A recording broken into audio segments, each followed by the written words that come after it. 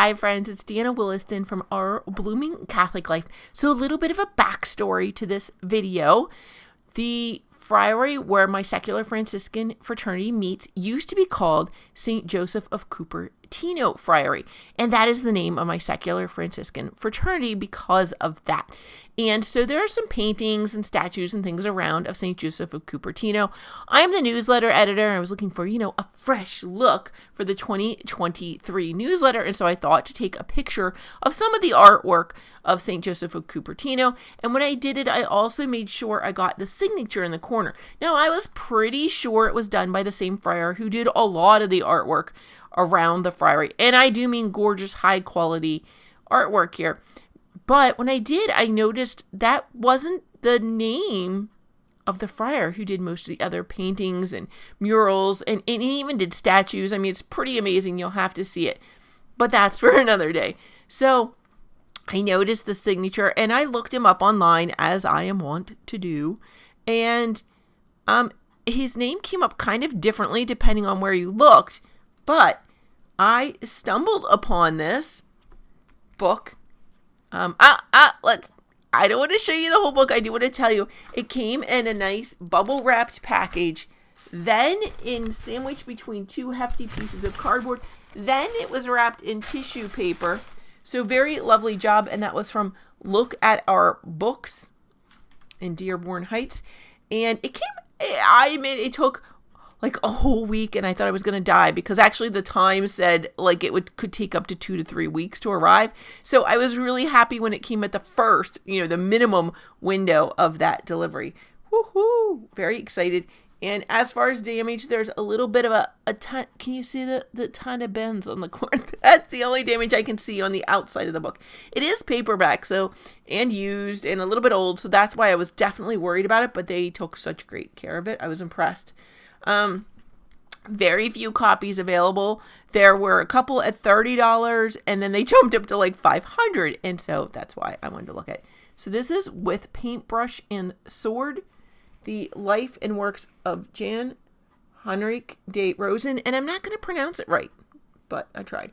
A biography by Mary Lubienski Flanagan, KCSS, and here is a picture of the painter himself down here. Can you see that? When he painted the pictures of the friary, I figure from looking at his obituary that he must have been in his 80s when he painted it. It is interesting because when you open it, first thing you see is like a family crest kind of thing. Interesting. So I know nothing about him except what I quickly read. There's nothing on the back of the book from his obituary and some other things. So there are a number of acknowledgments here. A number of those are from actually Poland, which is why I wasn't sure about how to pronounce things. The layout and design is Robert Flanagan. Photo enhancement and technical assistance, editing and proofreading. Oh my goodness, because this is artwork. The photographs have got to be of a different quality than I would do. Absolutely. So the photos in the book, some came from Jan de Rosen personal collection, Al and Pat Koprovsky, Ukrainian Catholic Seminary in Connecticut. Unattributed photos were by Robert Flanagan and Johanna Walanis. And this is copyrighted 2011, so it's not that long ago, but it was printed by Franklin's in Chantilly, Virginia. It says over here in the foreword, in my text, I use the spelling LWOW. Because at the time Jan de Rosen lived and worked there, the city was a part of Poland and therefore spelled that way. The city is now in the Ukraine and spelled LVOV or LVIV. Mr. de Rosen was always able to express himself in words. Therefore, in describing some events and situations, I have used his own words, gleaned from conversations I had with him during our interviews. I believe they more clearly reflect his experience and personality. I refer to Maestro de Rosen as Jan Henryk in the early part of his life because I often mention his father, Jan Rosen, at the same time. However, after he came to the U.S., he began using de Rosen, the French version, which I used. Interesting. A lot of people fought me on the fact that he was Polish, but this is making sense. I could never completely verify whether this was to differentiate him from his well-known father, or, as some suggested, it appealed to his patrons. Some of Maestro de Rosen's mail is addressed to Baron de Rosen. I have learned, indeed, there was a Baron Rosen among Russian nobility. It would not seem unreasonable to assume that a grateful Tsar Alexander would bestow a title on his favorite artist/painter, and the senior Jan Rosen was extremely popular and well-liked in the Russian pre-revolution court. However, the political circumstances at the time and the senior Rosen's intense patriotism would prevent him from using the title. I have no way of researching the validity of this title and have therefore not used it in the text. The title, With Paintbrush and Sword, was suggested by Maestro de Rosen himself. What? The introduction. This is just such a timely book because we have the war in Ukraine, things going on with Russia. Look at him as a little guy there. Oh my goodness, friends. It does say the world Jan Henryk was born into has melted away like the snows of that winter. In 1891, the year of his birth, Poland did not appear on the map of Europe. It continued to exist only in the hearts and minds of her countrymen. In 1791, Poland had adopted a constitution which was progressive and democratic. The Poles' independent and democratic outlook wrought fear and indignation in her neighbors, who joined together in 1863 to eliminate this threat by dividing the country among themselves. Poles were not allowed to learn their own language. School and clergy were subject to state control, the state being either Prussia, Russia, or Austria. Rather than suppressing their spirit, these partitions caused the Poles to become ardent Catholics and nationalists. In fact, Polish Catholicism and nationalism became nearly identical. The church maintained this national identity. The last insurrection of the Polish people was suppressed in 1864. The issues surrounding the partitions disappeared from the international scene. However, the indomitable spirit of the people and the will not to be annihilated remained. The numerous uprising has caused a great loss of life and property, and some of the finest Polish minds emigrated to avoid capture. Therefore, the Poles determined to build up their cultural, economic, and social life. By the end of the 19th century, all partitioned sections of Poland saw an improvement in the circumstances of their life. This is going to be a fascinating and timely read, friends. So there are photographs in here detailing. You can see some places it's a triple, the page is set up in a triple column, whether those are going to be photos or text. Page numbers are going to be in the bottom outside corner. Was there any kind of a table of contents? I don't feel like there was at all. If there is, friends, I am missing it and I apologize. The pages are all glossy as you would expect them to be in an art book. But see, chapter 1 is just up here in the upper left-hand corner. There's no real demarcation there. There are some newspapers, it looks like, or pamphlets copied out into here to give you more of the time. I even completely missed chapter 2. Because they're not all on the outside. Some of the chapter numbers are on the inside. It's a little hard to see them. So chapter 2 is military career. Chapter 3 is post-war to 1938.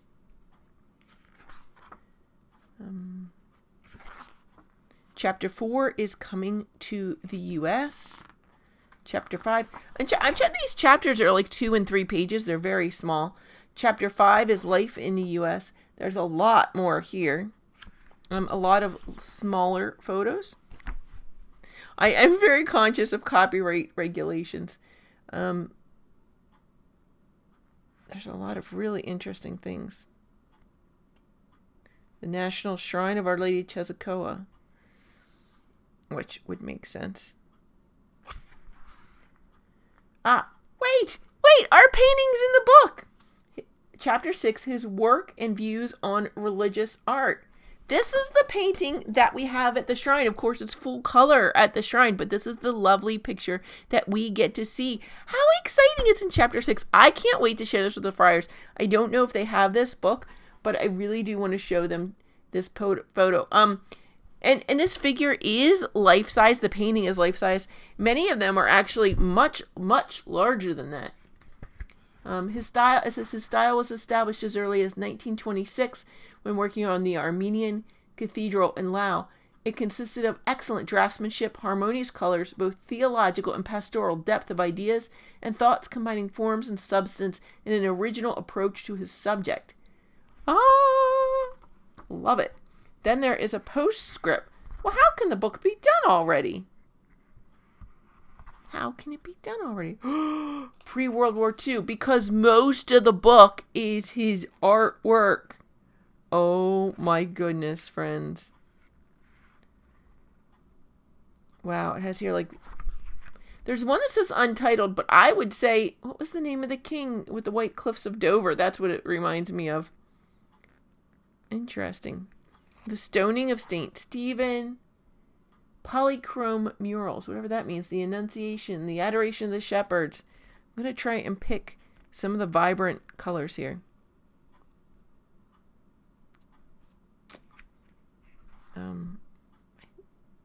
This is one of the more vibrant ones that are on here. I'm going to show you.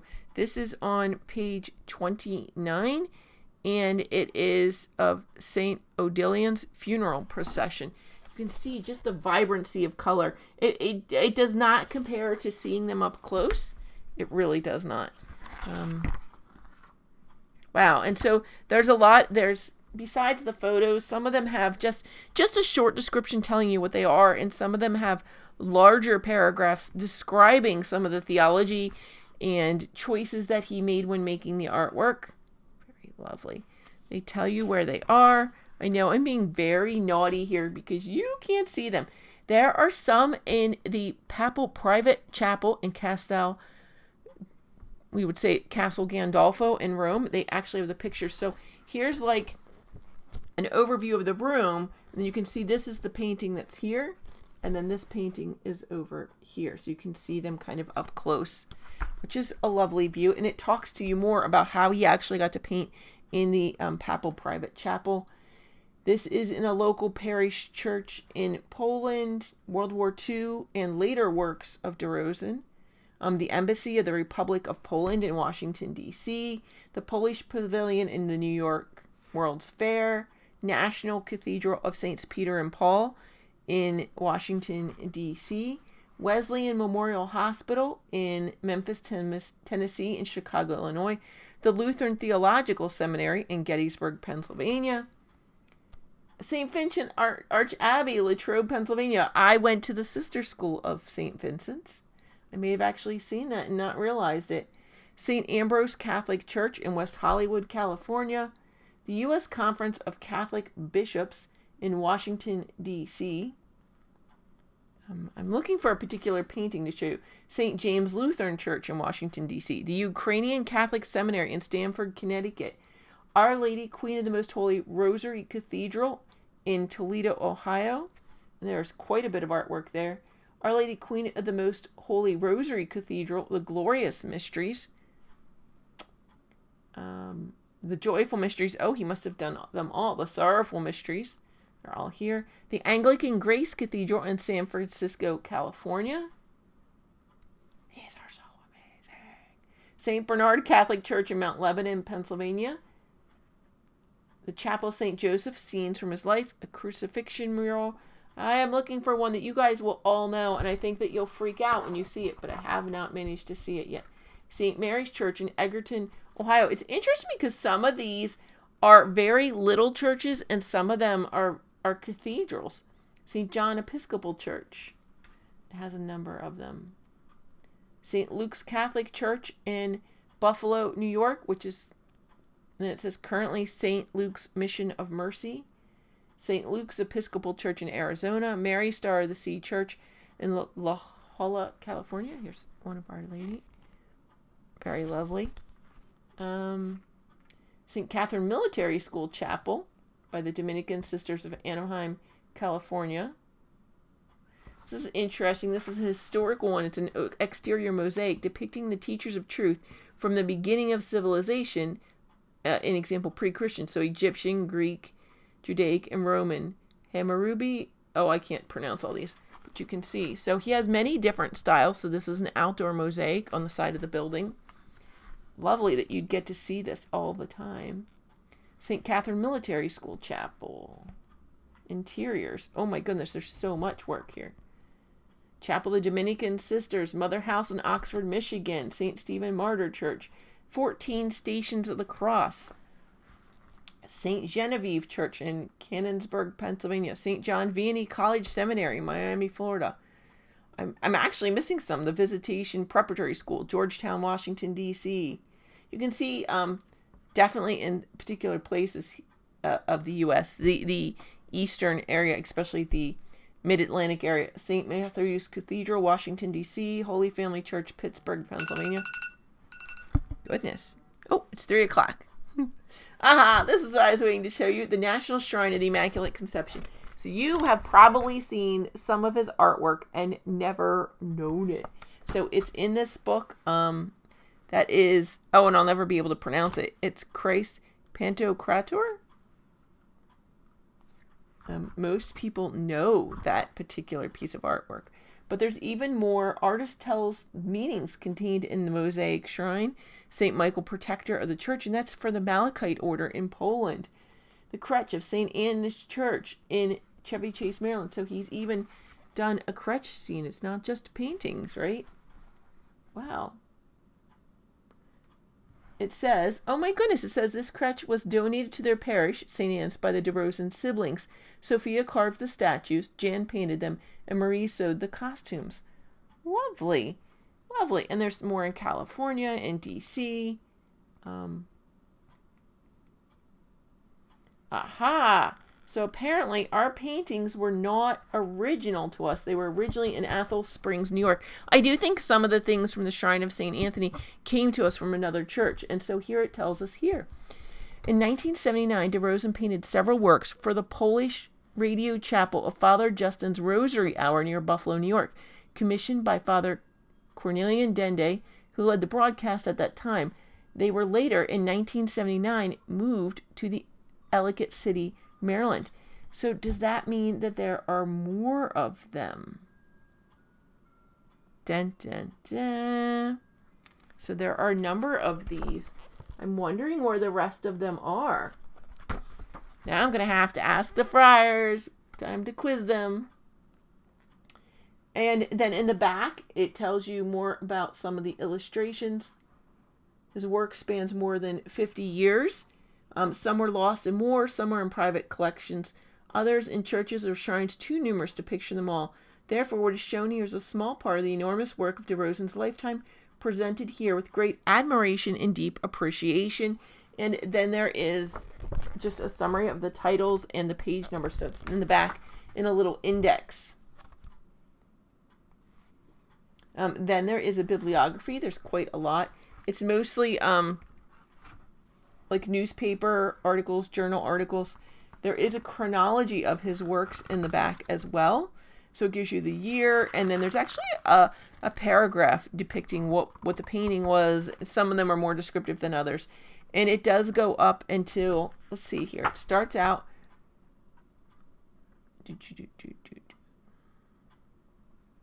It does say, in his early years as a student, Jan de Rosen produced many paintings. The only one identified so far is an untitled work in Switzerland from 1914. And then, so the first one comes in 1923, saying that he studied under Jan Kozik at the City School of Decorative Art and Painting in Warsaw, Poland. And he took part in a joint exhibition with other artists in Warsaw, Poland. So it starts really in 1923 and goes to 2009.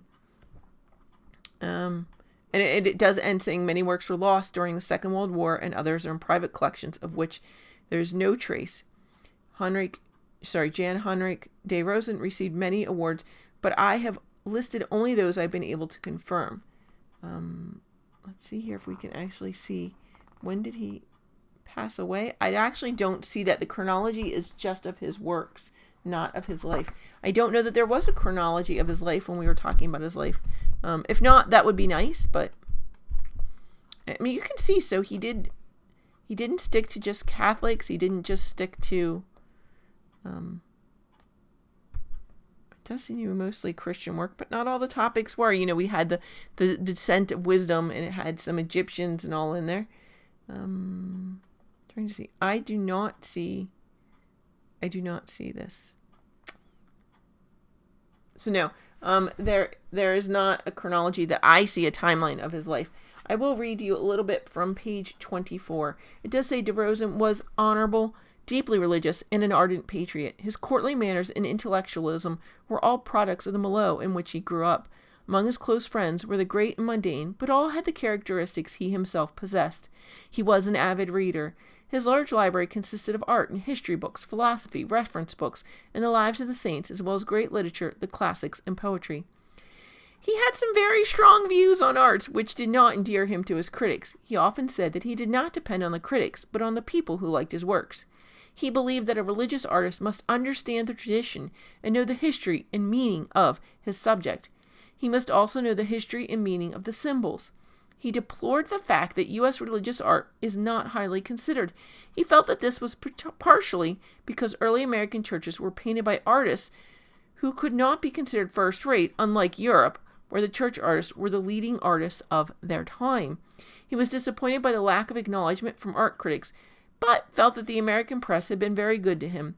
Even though one might hold different views, one had to respect his knowledge, philosophy, and personal tastes, which were the basis of his work.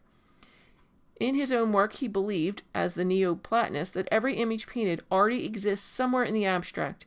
The perfect idea in the abstract is God. As he worked, the ideas came to him, sometimes easily, but at other times there were obstacles. All required intense concentration so that when he finished his time at painting, he would be very tired and drained. His early training and schooling was in the great tradition stemming from the Renaissance, where proportion, composition, and mathematical ratio were important. His colors were brilliant and harmonious. He was an excellent draftsman. The work he did contained a theological and pastoral depth of ideas with an original approach to his subject. His figures were shown as strong characters. Most of his works are of monumental proportions, and his style was established as early as his first commission. Friends, this has been a great little insight.